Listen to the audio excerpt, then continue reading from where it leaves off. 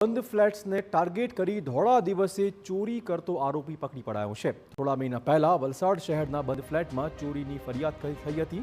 પોલીસે અપાર્ટમેન્ટના CCTV footage ચકાસતા મોઢા પર રૂમાલ બાંધીને શખ્સ નજરે પડ્યો હતો।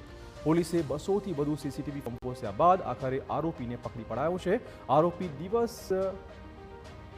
દિવસે બસ અને ટ્રેન મારફતે અલગ અલગ શહેરમાં ફરતો હતો અને બંધ પડેલા ફ્લેટ કે મકાનોને ટાર્ગેટ બનાવતો હતો। પોલીસે વિવિધ ટીમ બનાવીને આરોપીને મહારાષ્ટ્રથી પકડી પાડ્યો છે। આરોપી હંમેશા મોઢા પર રૂમાલ બાંધી રાખતો હતો।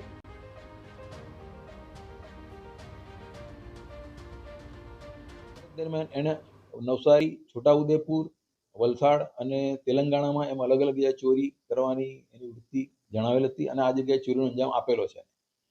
ચોરીમાં ગયેલ મુદ્દામાલ બાબતે પૂછતા એ મુદ્દામાલ એણે પોતે અન્ય જગ્યાએ વેચેલો અથવા પોતાના ઘરના લોકોને આપેલો હોવાનું હાલમાં જણાવેલ છે, જે બાબતે હજી વધુ તપાસ પોલીસ કરી રહી છે।